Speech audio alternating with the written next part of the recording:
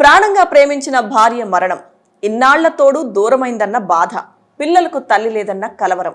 కాలు ముందుకు కదులుతున్నా మనసు ఏదో ఆలోచిస్తుంది. ఇంతలో భయంకర శబ్దం.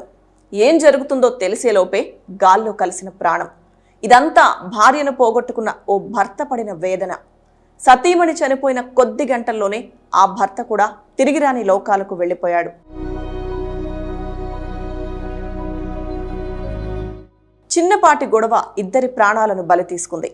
పొరుగింటి మహిళ తిట్టిందని ఓ వివాహిత పురుగుల మందు తాగి చనిపోగా ఆమె మృతదేహాన్ని తీసుకొస్తూ అంబులెన్స్ వెనకాలే బయలుదేరిన భర్త కూడా రోడ్డు ప్రమాదంలో మరణించడం తీవ్ర విషాదాన్ని నింపింది. మంచిర్యాల జిల్లా లక్షెట్టిపేట మండలం ఎల్లారం గ్రామానికి చెందిన మల్లికార్జున్, శరణ్య దంపతులు. వీరికి ఒక బాబు, పాప ఉన్నారు.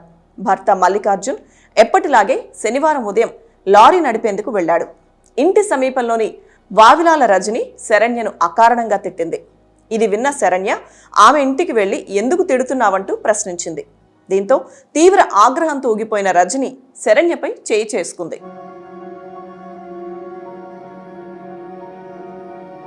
ఆ తర్వాత తన పిన్ని అయిన రాణి ప్రోత్సాహంతో రజని లక్షెట్టిపేట పోలీస్ స్టేషన్లో శరణ్యపై ఫిర్యాదు చేసింది. అక్కడికి చేరుకున్న శరణ్యను మరోసారి తిట్టగా తీవ్ర మనస్తాపానికి గురైన శరణ్య ఇంటికొచ్చి మధ్యాహ్నం 12 గంటల సమయంలో పురుగుల మందు తాగింది.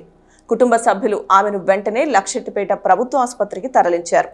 పరిస్థితి విషమించడంతో అక్కడి నుంచి కరీంనగర్లోని ప్రైవేట్ హాస్పిటల్కు తరలించారు.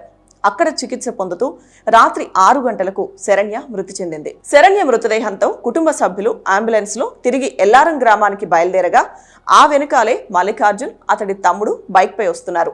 అర్ధరాత్రి 1 గంట సమయంలో లక్షెట్టిపేటకు చేరుకోగానే టాయిలెట్ కోసమని మల్లికార్జున్ బైక్ దిగి రోడ్డు దాటుతూ ఉండగా వేగంగా వచ్చిన లారీ ఢీకొట్టింది. దీంతో మల్లికార్జున్ అక్కడికక్కడే చనిపోయాడు.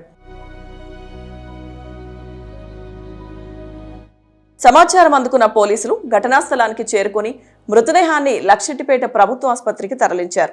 మృతుడి తండ్రి ఫిర్యాదు మేరకు లారీని పోలీస్ స్టేషన్కు తరలించి డ్రైవర్ కోసం గాలిస్తున్నారు.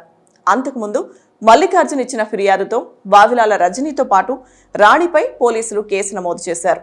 ఆదివారం మధ్యాహ్నం భార్యాభర్తలిద్దరికీ అంత్యక్రియలు పూర్తి చేశారు. భార్యాభర్తల మృతితో ఆ కుటుంబం విషాదంలో మునిగిపోగా 2 చిన్నారులు అనాథలుగా మారడంతో స్థానికులు కంటతడి పెట్టుకున్నారు.